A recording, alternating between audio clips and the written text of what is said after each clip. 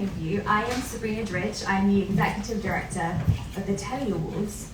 And for those who don't know those, we are a 44-year award honouring video and television on all screens. So you think branded content, commercials, animation, documentary, all the things. And with that, we have such a vibrant community of people working in these industries, and conversations like these are so critical. And we're thrilled to have you tonight to discuss how do we move towards a more sustainable industry. And I'm even more thrilled to say that we're partnering with Green the Bid this season to help educate us, you, all of us, to learn from each other. And they have been just incredible and have put together some incredible speakers for us to dissect this conversation. And with that, I am going to hand over to our wonderful moderator for this evening, Ms. Samira Ansari. He will introduce the speakers, get the conversation going, and there will be a Q&A at the end. So please gather your questions and thoughts. Also, this is a very open space to share and learn from each other. I think many of us feel quite scared to embark on this conversation and be really frank about what we're doing, what we're not doing. But let's make this a really great two-way conversation. So with that, over to you, and thank you. Thank you, Sabrina. Okay, here we go. Thank you so much, Sabrina. Guys, a little about me. I am the Chief Creative Officer of Deutsch New York, so I am the creative representative in the production process. So I will talk about Green the Bid a little bit, actually, just to give you a little bit of background. So Green the Bid is a community-founded organization, and it's only been around really for 2 years, which is surprising considering the topic that we're here to talk about. It provides educational resources to help the advertising agency industry shift into a more sustainable practice when it comes to the production of all things we do. It's free to join, so please join Free to Bid, because I think there's a few things we're going to talk about that's important for everybody to know. Now, who are our stakeholders? We have anyone from clients to production companies to agencies to creatives as part of our group, because I think it's important moving forward to have representatives from all walks of the industry. There are tons of resources on greenthebid.com, and I think the newest thing that we have out there, which I found extremely useful, is the complete green production how-to manual. It's like how-to manual. It's I tell you why it's important, because sustainability it's one of those topics that everyone's talking about. It's super important. But like recently, let's talk about the Cannes Advertising Festival. They announced last week, which I think is very brave, and it's going to require a lot of hustling from the industry to get this correct. That literally all entries in the festival now have to provide, regardless of their category, provide their CO2 emissions that go into the production of every piece of work that's submitted. So imagine, right? It makes sense. It's super scary, but I think it's absolutely necessary. I'm holding here the New York Times Sunday magazine, and it's literally a 40-page dossier on envisioning a future after climate change. So it's absolutely a hot topic. Another thing I was reading over the weekend was an interview with Sparks founder Alex Guimond. I hope I'm not butchering his name, but there's some interesting, I'll throw some facts out there just to get the conversation going, and then I'll introduce the panel and we can get into a discussion. So the internet and all things digital now account for as much carbon emissions as the entire global pre-COVID airline industry. So think about the airline industry being the big bad wolf, and everyone's talking about the private jets and everything that's going on, and literally the internet is just as bad, which, we all live on the internet. I think that's scary. So how do we fix that? Every hour of a TV production generates 9.2 tons of carbon dioxide. A digital billboard alone consumes 30 times the power of a typical home. So these are things that we produce on a daily basis, and multiple versions of all sorts of these things. So how do we start thinking about them in a more mindful way? My mind was blown when I was reading these articles. So with that in mind, let's get into talking about Green the Bid and some of these hot topics. I would love each one of our panelists to introduce themselves, tell us a little bit more about themselves, what brought you to the table, and then I'll throw some questions at us, and obviously we'll open it up to questions at the end. Nice, thank you. Hi everybody, my name is Becky Morrison. Hi in the back, I see you. Hey. My name is Becky Morrison. I am the founder and CEO of a commercial production company called The Light. We make short form production, but our whole model is based around doing so in a way that centers equity, inclusion, and sustainability. So really rethinking the model about how we approach production itself. Hi, my name is Gloria Pidogorsky, and I'm a founder of Heard City. We are a sound design company, but I'm also here through the lens of being a mother, a stakeholder as a business owner, and just looking out for humanity in general, because things are really bad. And I'm Marcia Trainer. I work at General Mills. I'm the manager of the production group. And I think I'm here to kind of represent maybe the less, maybe not as cool, but we have a part to play in this production chain, and it's really important in sustainability. You play a huge part, because I think I am amazed that you're doing this, because you dictate it, and agencies and production companies will have to follow. So thank you for joining us. Gloria. No, sorry, let's start with Becky, since you're sitting next to me. Becky, what are some actions productions can take towards being more sustainable and even regenerative when it comes to the whole production process? Well, I think the first thing for all of us to recognize who work in this industry is that the entire approach that we have to production is extractive.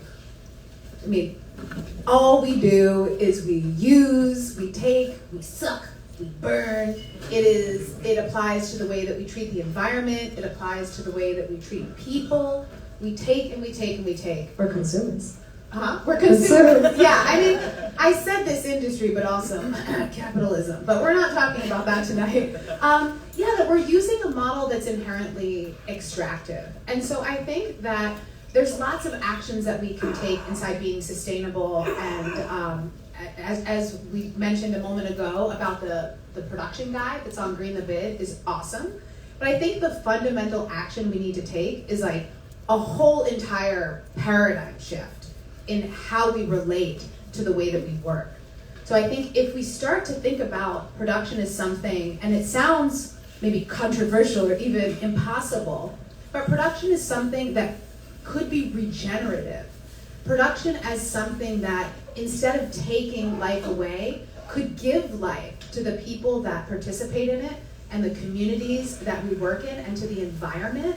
I think that is the number one action, is to take our mind from an extractive mindset to this regenerative mindset.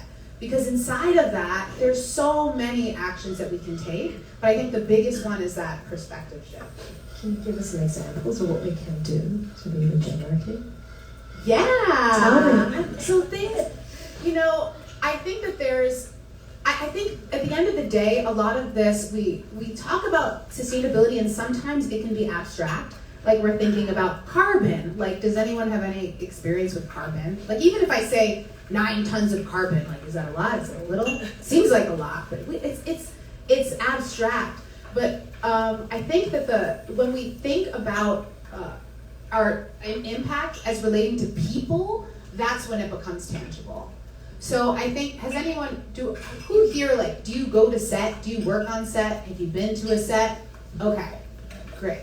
So now raise your hand if you've ever been on a production and you felt expanded. Like, it made you feel like you were part of movie magic. You were like, wow, this is incredible. Yeah. Okay, yeah. All right. Now raise your hand if you've ever been on a production and you felt maybe abused or depleted. Yeah, you were like, wait a minute, why did I get into this business? Why didn't I go to banking? Right. So that's a real paradox of our business, and I think that illustrates that point around what it means to be extractive versus regenerative. So I don't want to take up, I'll talk more later maybe about things we can do, because I want to pass the mic to these other ladies. All right, so Gloria, in our prep meetings, we talked a lot about the importance of developing a community, right? So how is community building a key part of making significant change? Obviously in relation to the topic that we're talking about. First, I want to say Becky's my Shihiro. Every time I hear her talk, I'm like, let's do it. Let's get that. Our sign. You marry me. No, but community. Honestly, like we belong to so many things. I mean, look, this is a private club, right? So House, Logo House, it's a private club. We want to belong to things. So for me, as an industry member participant, I'm active with AICP. I'm on the national board. I'm also active on Green the Bid. I run the ambassador program there. But I think with community, you know, it's invigorating and exciting to do things together with someone.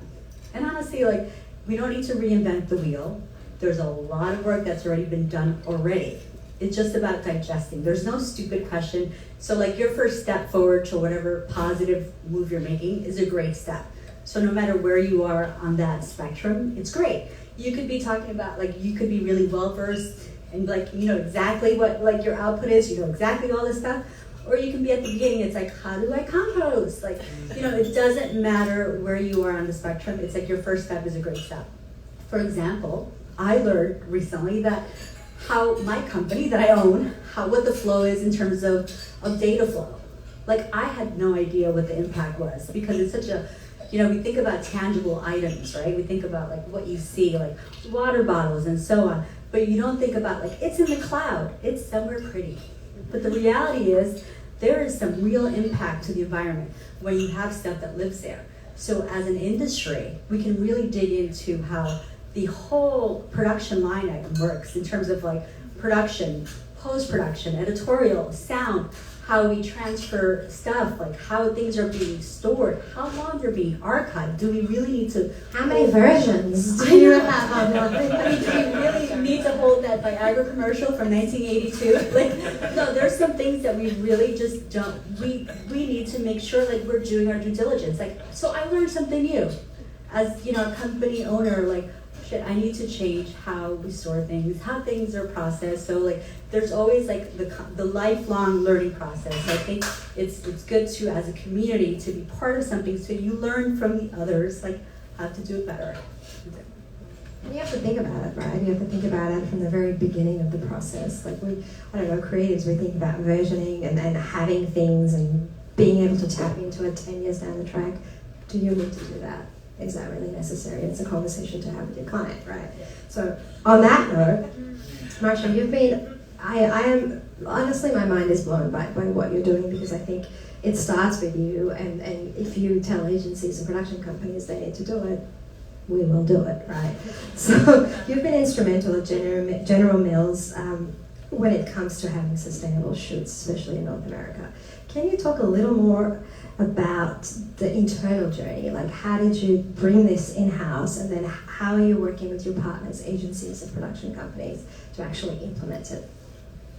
Yeah, it's been a bit of a journey. I started at General Mills just shy of 4 years ago, and I was, at the time, an executive producer, so on my way to being the manager. But I think what I really learned along the way is that agencies and production companies are interested in this. They're interested in doing it. What really was required was a lot of change management in a big organization, right? I think it's easy to change maybe like 5 or 10 employees in the way they're doing business. But when you're talking about like 1,000 employees, it becomes a real puzzle about how you make that happen, how that, you know, how people feel about it, how people react to change in the organization. And I think when we think about big corporations like General Mills, of course it's in their interest to be stewards of the land. I mean, they produce food that comes from the earth.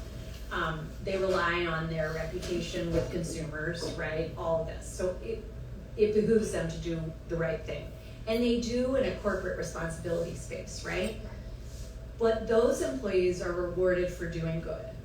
Brand managers who manage Totino's or Fruit by the Foot or Cheerios or even our Nat Org brands like Annie's, Larabar, those kind of brands, they are incentivized by like ROI, right? Finance.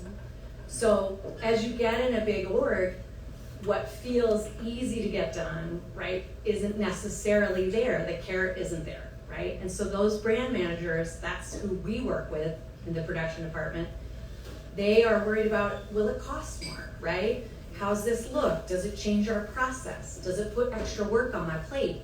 So they have day-to-day concerns, even though they are interested in doing the right thing. So Right, it's a hot topic. Everybody wants to do the right so thing. everyone wants to do it. I think and this loops in what you guys are saying, it's really like a problem-solving change management play, right? It isn't just about the actual things you do on the ground, right? So what's so nice about Green the Bid is it's inclusive, right? I'm up here in the panel as a person from General Mills. We're not necessarily cutting edge, right? We're not all the things, but we play a role, and when you get into your org and make those changes, you can really affect a large amount of change. And it's on us to talk to all our clients. And, I think of Frida Bid, for example, as something that was introduced, right, to introduce female directors into the space. And I think once it was mandated, us creatives and production people at agencies paid attention to it, and it's made a really big difference. But it starts with you guys, and I think if more and more clients get on board and mandate it, and I love the fact that Cannes has mandated it, I think that's gonna, I'm panicking because I have no idea how to do that. Right? So I think we were talking about, well, Green the Bid has to step in, and now we have to really talk about how do you even measure these things? Where do you start? We all want to do it, but where do you start? And I think it's with conversations, partnerships, communities, and being open-minded and trying different things, right? So Becky, you talk a lot about creating a just environment, and and it's not just on the set. You're focused on setting and creating new standards for production on many levels. Can you give us some advice on how production companies, be it small or large, can actually approach the whole let's do these things sustainable? Yeah, I think it's interesting, and one of the reasons that I look at it holistically is because it seems like the same mechanism to me that causes us to exclude people, to harm people, to not be sustainable. We sometimes treat them in silos, like they're different issues, but underneath it's really the same thing. It's that kind of, whatever we can call it, that extraction, that false idea that we're separate, or that. What is so interesting to me is that we use a model like that in an industry that's creative, right? What do we all want in our industry? Awards, right? And then what else do we want? Maximum creative. Like, that is the goal of our industry, is that everyone wants the best creative, the most creative, and yet we're using a process that actually depletes people's creativity. That when a grip doesn't have food on set that they can eat, when they have to fight for a paycheck, or when, all the things that happen, or when people, let's say a sound mixer gets to a production, they don't even understand what the production is. Like, are people able to do their best work? They're not. And I think that when we start to dismantle this traditional production model, which is focused completely on two things, which is efficiency and profit, and we introduce a third and fourth thing, which are people and the planet, it allows us to start to look at production differently. And a piece of advice that I have, and I don't know, Ray, is anyone here of a production company? Does anyone work on, yeah, okay, my production people, yes, I see. And this applies beyond just production itself, but to care about the experience that people have on your set. Because we are providing production experiences all the time, and most of the time we're unconsciously be creative to really enhance the creativity that comes out of our productions.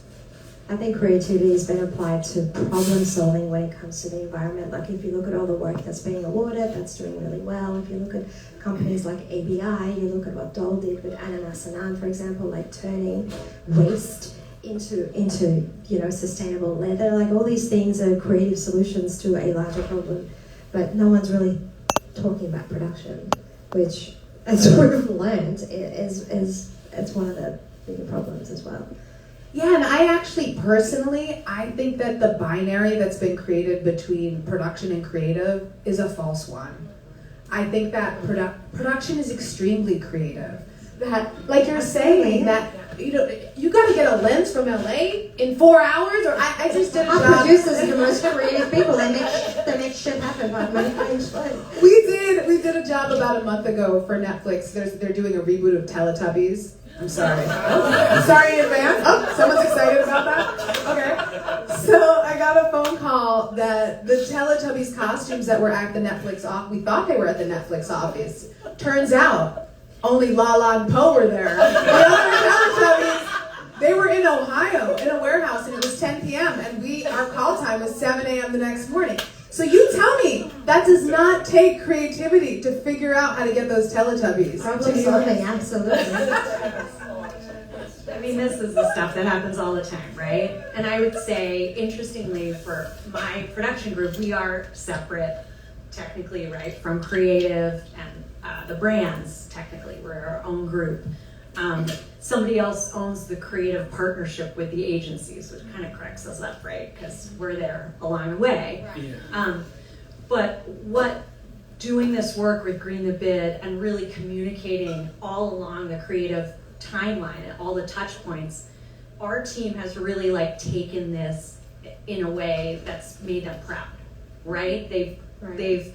They've solved problems in this space. They've come up with creative ideas. They've put this at the forefront of what we do, along with some DEI pledges as well. We packaged them together at General Mills as a sustainability play. That was the word we sort of used in the whole space. And I think it's been really interesting to see how that has like spilled in, right, to creative. Right. And we've influenced agencies who do our creative, production companies, animation houses, because now they know the entire group, not just me, a talking head, but the actual producers on the ground talk about this. That's and amazing. it's close to them. You know, just being a member of Green to Beat, I get so many phone calls with questions. Hey, we're doing this production and it requires us to shoot around the country and we're working with influencers and we need local influencers. Like, how can we be a little more sustainable in doing that instead of flying? And I don't have the answers, but now I at least say, hey, I'm going to put you in touch with the right people at Green to Bid, and they'll give you options, or they'll talk to you about it. Maybe they'll hook you up with someone that has the answers or has done it before. And I think we talked a lot about community. It is important to share because it's so new. I think it's such a new topic, and it's ridiculous that it is new because it's so urgent. Right, so we're all learning, and I think as we share our stories and talk about what worked and what didn't work, the industry can move forward. And I think clients have to mandate it and Canon is mandating it. So whoa, that's you know, when you think about the deadline being next May, there has to be now a whole process into like, okay, how do we measure it? What are we measuring? How do we measure it? What does it mean? Oh wow, I didn't even think about that. Like, it'll start changing the way the industry approaches production, which I think is huge. Yeah, it's not just what we're making, it's how we're making it. Absolutely, absolutely. Should we open up for some questions? Oh. There's a hand. So you talked a lot about sort of the process and how to make that sustainable. There's a mic coming. Do you want a mic?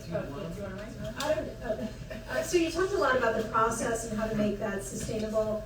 I guess one of the things that we've been talking about is sort of how to think about sustainability from the outset.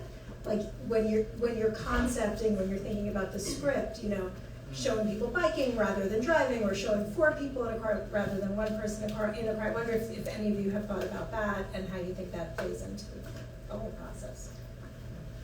I think we're just at the beginning of thinking about that, what the messaging is inside the spots, right, or the content. It has come up, and I think we're seeing it a little more in pushes from places like Netflix and kind of that content about how we can create content that gives good messages. It is, again, we're just at the beginning of that. I think we're still, you know, I'm still in a place where they're like, get the bite and smile, you know, so it is a conversation, yeah. Let me answer that.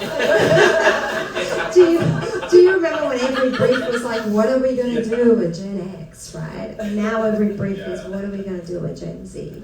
And I think as we transition audiences, that will naturally happen because the things that matter to them become the subjects of what we put out in the world, right? So we're in the business of connecting with people, hopefully, right, telling stories. We can't tell fake stories and stories that they can't relate to, but I think as audiences change, I mean, I have a 17-year-old stepdaughter and she follows me around and corrects everything I'm doing. Right, and she's my future audience, right? So how I will speak to her, I think, will change. We were talking about this just before we started. It's amazing that audience is so worried about the state of the planet, but they spend 24 hours a day on TikTok. So hey, you know what? It's on you too. You're on TikTok. Stop using 5 devices. So I think it's a conversation. It'll eventually evolve, hopefully. But there is some hope. Like we recently were at A&A conference, and there were 5 CMOs, and they all touched on the point of just ideation too, not just like the process of it, of like, you know, of equity and inclusion. Like how Becky was saying, everything is interconnected.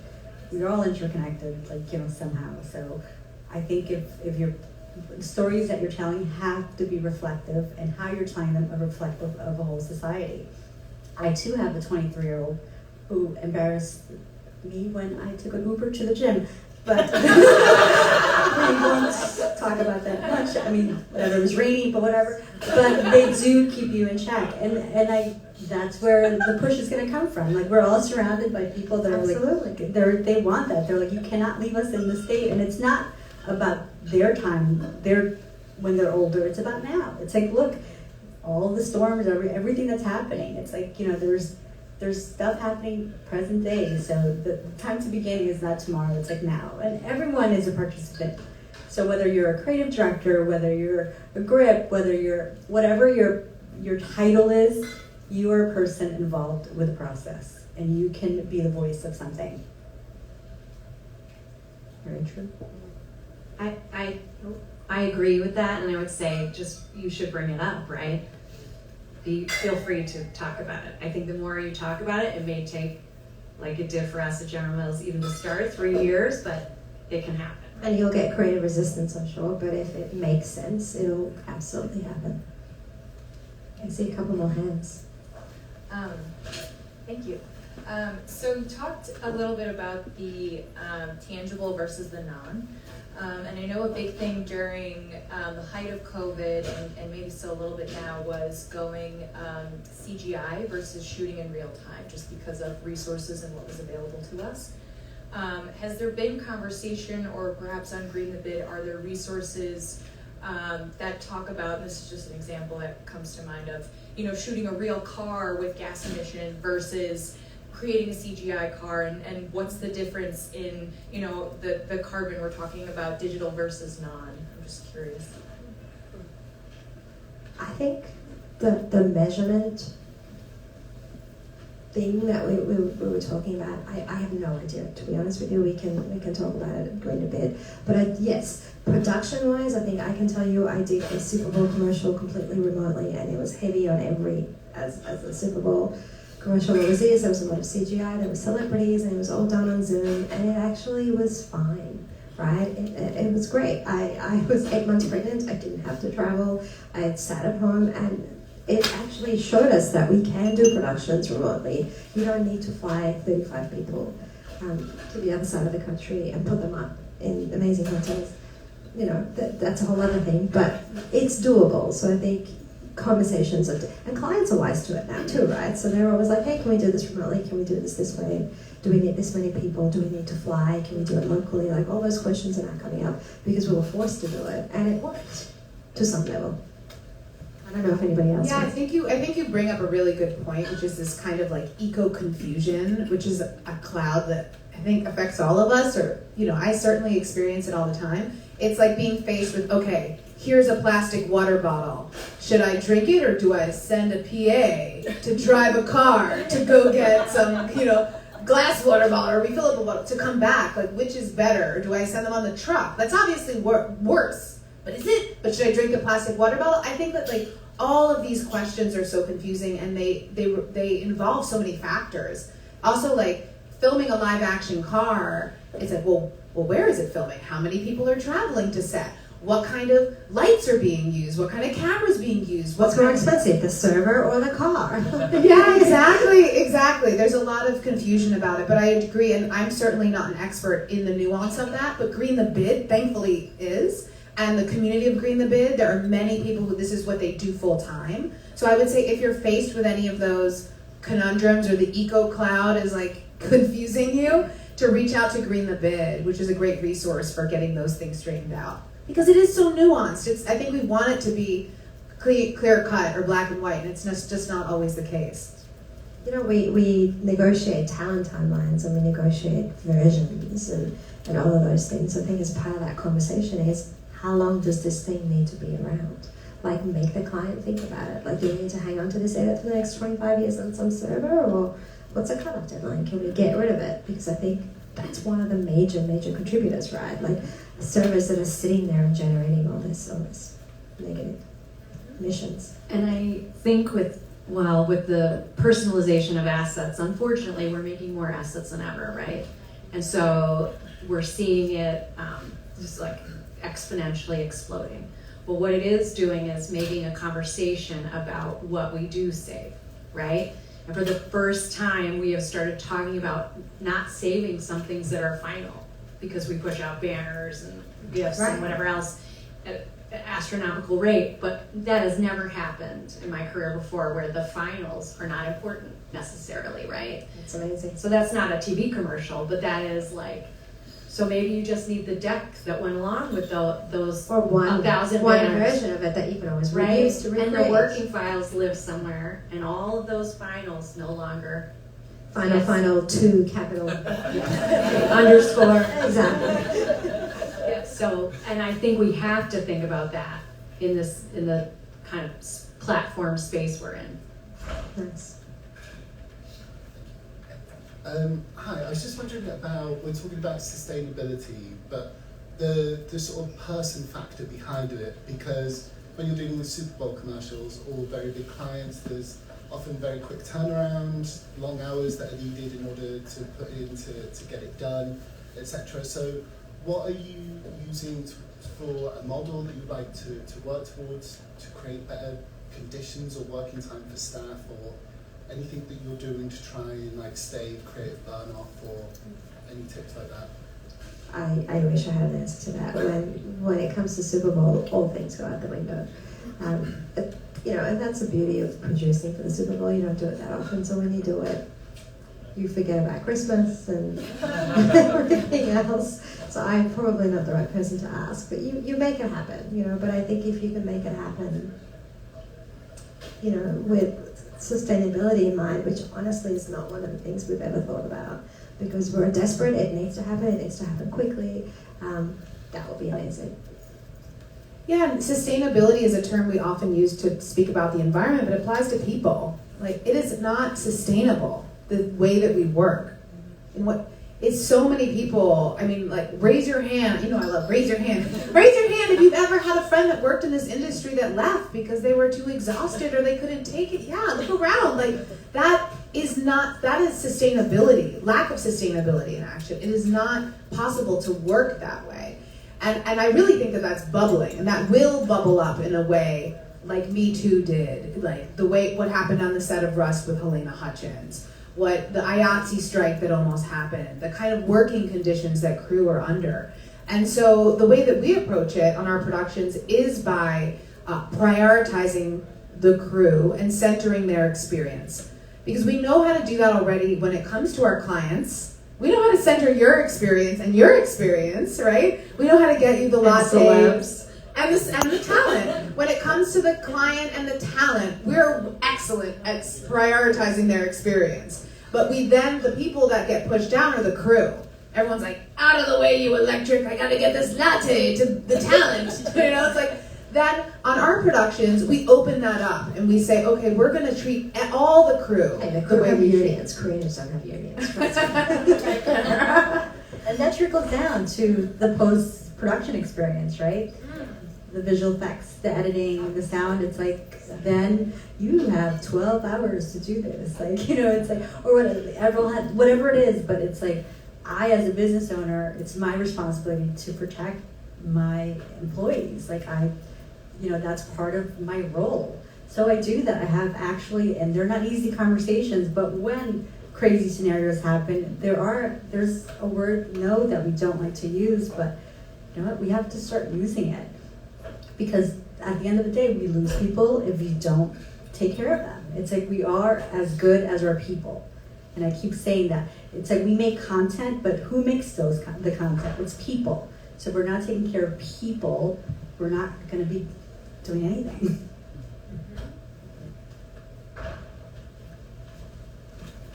Oh, thanks. Kind of on the topic of people and unions. So like, when you think about Teamsters, right, that's like not as sustainable, right? So do you think like unions like IATSE, Teamsters, DGA, do you think that they're looking to align with sustainability? And also, do you think that Green the Bid is looking to partner with unions in the future? It's a good question. If you ask me, I think they have to. And Yeah. we all have to. We're at a stage now where you can't ignore it, right? Again, I'm the creative, so this is probably not my question. I just can't believe it's been 2 years only for Green the Bid, but I mean, I'm sure it's a conversation that's happening, and like so many conversations, like Green the Bid has about, I don't know how many committees, like 20 working committees, like it's heavy duty, people care, they want to do the right thing, so. I would think so. So I used to be in the film business. In fact, my boss from that time is in the audience, and he was telling me, that PGA, has a manual out as well, and so I have to believe that comes probably from the film and television side first, and usually then moves into the commercial side. That's kind of how things go. But Exactly. Yeah, and I think through AICP too, we have AICP in the house here. I would imagine, I don't know if you, not to put you on the spot, but if you know anything about that you can share. About unions? Yeah, about unions and sustainability. I think as a whole, unions are probably examining sustainability and creating inclusion, and like you said, I think because you can't not look at it. Exactly. In this day and age, it's just simply not possible. Yeah. Conversation. I may not be, but it's sort of related to what is being said. Just in terms of where the responsibility lies, I know it's evolving, but just from my experience with the company that I'm working with, which is an eco-production company, but doesn't touch every department of the production, and we often find that we're not sure where our measurements are going. And it's like there's a person who cares in this department, but not in I don't know who this is directed to, There's but no just system, right? there's no system, Right. and then when the shoot is over, we have all this data, but no one accountable for it, including if it doesn't go well or it does go well. And I just wonder, in terms of the brand or the agency, like who you think it should fall onto. And I'm speaking from like kind of a vendor that does this. We're like an outsourced vendor, we're not a full production company yet. But seeking production company status because of this disconnect, where like the mandate to us is make it no waste, but several levels up, that message hasn't been relayed. So I just wonder. I feel like I can take this one on. So I would say, we recently made a pledge in June to our kind of marketing communications leadership that we would use a sustainability coordinator on set, probably someone like from your company, on all live action shoots of 10 or more crew members. So in US production. So we are doing that, and for the most part it's been amazing, right? Agencies have bought in, production companies have bought in, everyone's interested. We have had one shoot, however, where I got that report back, and that, I felt like it's on us, the EP who works with me and me. I was shocked. I'm gonna give us a little credit because that came in through the media door, which is a separate group from us, so we didn't have quite as much control, But I was shocked, and I do feel like if companies make a pledge or a mandate, it is on us, but I also think, it's all of us. That's the whole point, right? It shouldn't be a burden. It's that we're making a community to make it, we're inclusive, we're all sharing the information. So like, yes, I see what you're saying about responsibility and accountability, and I feel that, but I also want to say, like, it's got to be all the way through, right? Yes, it's on us as the people spending the money and mandating certain things, but also I can't necessarily be there when the craft service person is like, forget it, I'm just, doing whatever. I have been there when that happens and been like, hey, but, so I think it's, again, it's about us all speaking up, right? Just keep communicating about it. It's becoming more normal every day. And yes, there are some people where it's not going to work. There was a shoot here. I wish I had come to it, but it didn't work. But you know what, if COVID taught us anything, is that change can happen extremely quickly. Like if we have to change, if there are mandates and things need to happen, we're all very smart, creative people. We make it happen and we do it together. I did talk to that agency afterwards.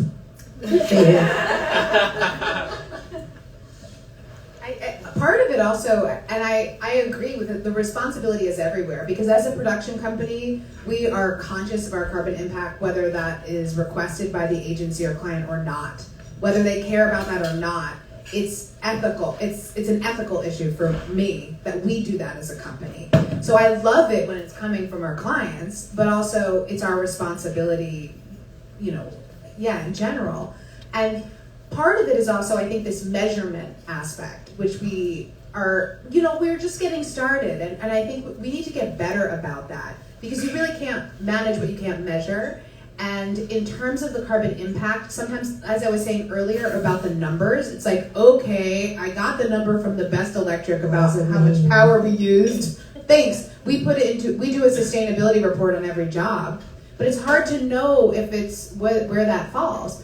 But AdGreen actually just came out a few weeks ago with they processed all of these numbers from different productions and came out with what the standards are for the average production. So now we finally have a unit to measure against, to say, okay, this is the carbon impact of the average production. How does our production compare? Amazing.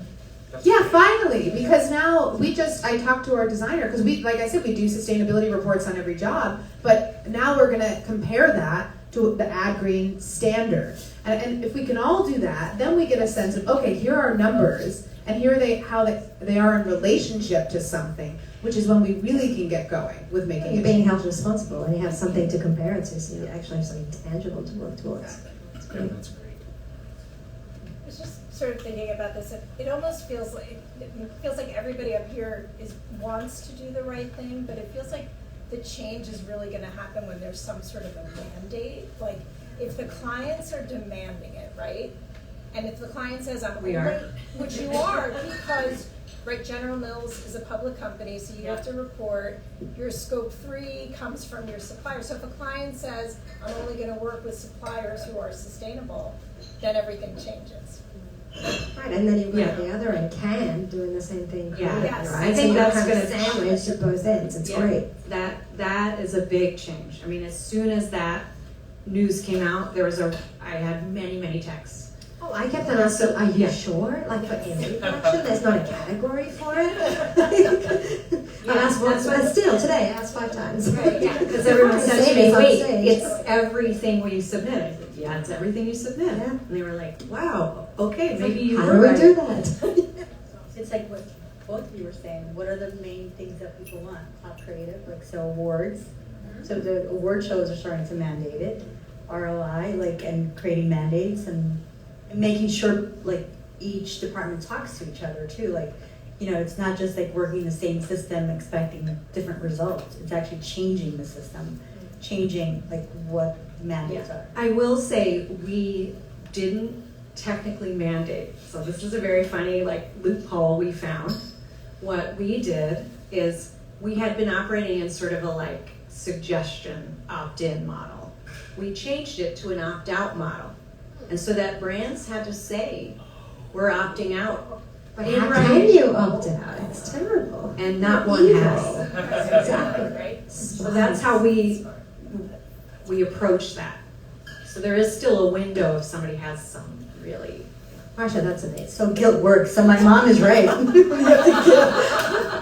That's really good. Like that. You want to be the bad person? Do your thing. Pull out. Yeah, and actually leadership really liked that too. It's very smart. Creative thinking. I have a question. Most people know about inclusion writers, and I think not as many people know about sustainability writers, and maybe this is more applicable for you, Becky, but I'm interested in, have you seen, any of you seen a trend in kind of high-level creatives or at a company level or on a production level asking for sustainability writers? And if or if not, what is, I think, your opinion to that? I mean, in some degrees it may make your involvement with those high-level creatives at a baseline level a little bit more difficult because it puts maybe requirements on you that weren't originally there. But what is generally your opinion on sustainability writers? Is that a viable option for creatives, in your opinion? I think that's similar to the mandate question, right? I mean, I'm all for it. I think that the thing that becomes difficult from a production standpoint is if we're required to do things but like keep the same budget, right? When there's like, do this, and we're not gonna give you any more resources to do it. I think if you pair something like a sustainability writer with also the funds that are needed to be able to provide the proper carbon reporting, then I think that's great. I mean, I'm all for that personally, but I'm obviously like on the very progressive end of the production spectrum. I mean, I have been toying with the idea of the vendors we work with building that into their SOWs. So it is on my mind in that space to think about how we start with sourcing, right? Which is even before there's any work done. I guess the follow-up question is because obviously there's this talk, or I think maybe this belief that individuals, it's much harder for individuals to make real change, and it's really up to these large organizations that have bigger reach. And I think some people may, on an individual level, let's say I am a cinematographer being asked to do this high-budget film. Is your opinion that that is a viable way for that individual to try and affect change, saying, I'm the cinematographer you're hiring, and this is my sustainability writer that you must complete in order for me to do this project? Like, would that be something that you would be open to? Is that something that you're seeing at all? I haven't seen it. I would love to see that. I have not seen that. I think that's great. I think anyone who's in a position of power and can use that power to affect change is a great thing. Whether that comes to diversity, whether it comes to sustainability, whatever it is, I think that's awesome. I agree. One thing I wanted to add too to this conversation is that, we're in advertising here. And one of the magical things about that, I think advertising can also have a lot of like insidious negative sides, but the good side and the positive side is that we are used to convincing people to do things. That is the nature of our business. And we apply creativity to problem solving, right? So Yeah, put those two things together. We should be Exactly. extremely convincing with really good solutions to things. Exactly, and I think that we're very well positioned in that way. And I think about that when you talked about change management from a business perspective. One of the things that we've done on set, one of the things that I've learned is that when you make it aspirational, people shift their behavior much more quickly. So I've been doing green sets, 10, 15 years, way before it was mainstream. People would always say, Becky, there's no way. The grips need their Poland Spring bottles. The Teamsters, they're going to fight you to the death for they want their Poland Spring. But we came and we brought them Voss glass water bottles pre-labeled with their name on it. Think those Teamsters wanted a plastic water bottle after that? No. They were like, we offered them something that was higher frequency, that was more attractive than the other option. It's very hard to get people to change if you're giving them something that's on the same level or worse. So we're like, we're going to take away your Poland Spring bottles, but we're going to give you something worse and more difficult. Well, yeah, they're going to resist that. But if we give them something sexier and better, they change quick. And I think that that's one thing I've learned being in advertising is that by making it aspirational, making it sexy, that it gets people to get on board with it quickly. So that's one of the things I've learned around making it better for Well, also everybody wants to be a hero. Everyone wants to do the right thing. Everybody wants to sit at a dinner table and brag about the thing they just made, and it was amazing. It was sustainable. It was a green, like I don't have a problem with that. I just don't know how to go about it, right? And this is why Green the Bid, I think, this is why as a creative, I'm like, this is amazing. I don't know anything. Like, I want to learn, and obviously you guys, right? So this is the whole spectrum. Like, the brief comes from Marsha. We come up with something, we go through you guys back to Marsha. Well, that's the brand manager. That would be a hero. Yeah, but not very Friday. I know. But I think it's important also, it's like, words like mandate are tough, right? Like, I think what's great about Green the Bid is no judgment, right? You should meet people where they are. They need to take steps. It's about having a community, and that's why we keep using that word. And I know that's kind of like folksy and whatever else, but it is the truth. It goes with being inspirational.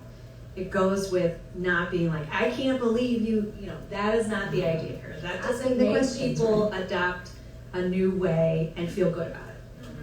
Exactly. And being able to ask and being able to say, I don't know. What are you guys doing? How does it work? What can we do? All the things that we talked about.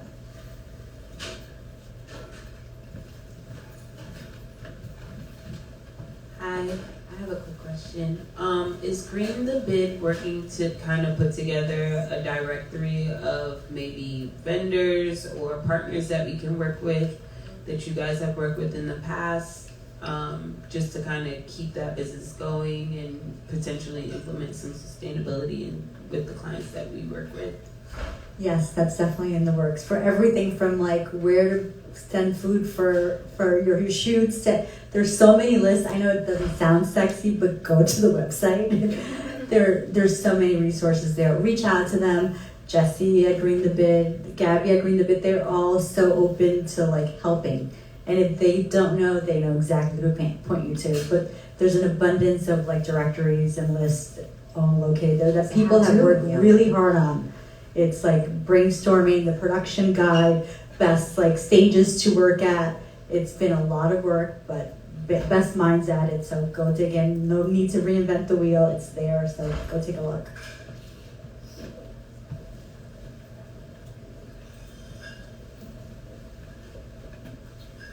So the thing that I've been thinking about over the course of this discussion is there are certain productions that have built-in sustainability. Cinema, television, they have a life cycle that repeats. Trends come and go. We have these new digital archives that can be easily accessed. I guess what I'm wondering is if there are conversations that are being had in terms of how to create a more sustainable landscape for some of the productions that have a built-in shelf life. Advertising, for instance, is a good example of that, where for all of the sustainability you want to enact in the practice of creating that production for advertising, at a certain point, the shelf life is kind of over, and then where does it go, and what do you do with it? And Marsha, you had mentioned something about there were certain elements of the idea of not saving finals, and certain elements can be reused for future use, potentially. Have there been any conversations about other productions of that sort that have a shelf life that kind of forces, at times, kind of a zero-sum game?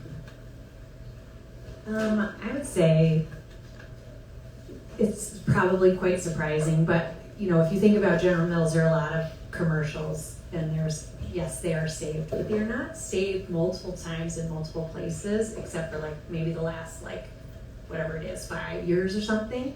But what is more frightening is the amount coming now, right? And it's not your TV commercials, it's all the other pieces coming out, right?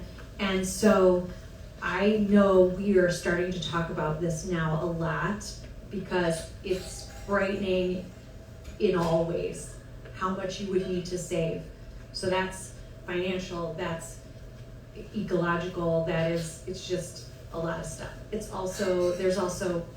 I have a lot of thoughts about data collection, and whether that's sustainable and what that looks like in the future. Sometimes they don't want to hear what I think about that at work, often.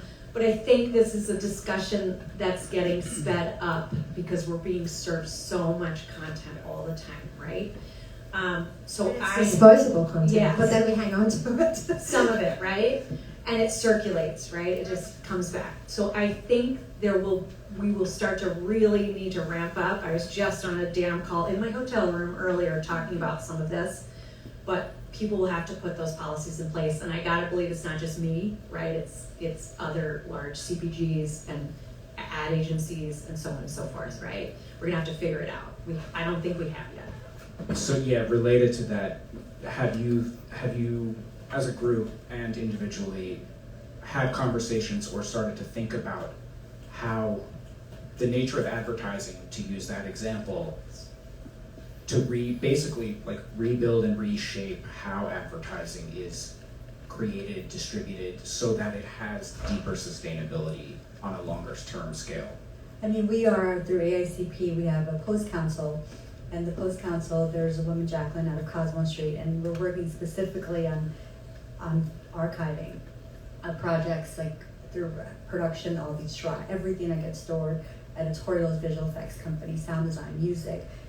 Every side, every step holds everything. And now there's some really hard conversations about like, why are we holding on to this stuff? Like, why? Like, if everyone's scared of like, what about someone wants to change? I'm like, 10 years later, 5 years later? It's like no one can find it. Exactly. Seriously, you go back and you're like, oh, can someone find that version of that thing? Because we can just, no one can find it. Oh, it exists somewhere. Well, what the fuck is it? Sorry. But they're somewhere, and they're living somewhere, and there's some choice. It's like just making, clear communication. We're holding on to this for 1 year. Like having some clear, and as a community, talking about what are the right ranges, when we're holding this for, how long we're holding this for, because it's not tamped, like you can't see it, but it's taking up so much space out there and destroying so many things, like everything that it's crazy what it takes to archive all the stuff that we do. And you just have to look at your own computers to see what lives on your personal computer. I mean, I need every Land's End email from to that. No, but seriously, all your emails that you have, everything doesn't just we see it, we just out of sight, out of mind, but it lives there. Go check your inbox. How many emails you have? Do you Messenger holds all yeah. Oh my God, Do you need to keep all of that? I just keep paying for more data for Gmail because it just your Slack channel. all of it. Absolutely. You guys, we're on time. At time, I should say. Thank you all very much. And the Telly Awards, thank you.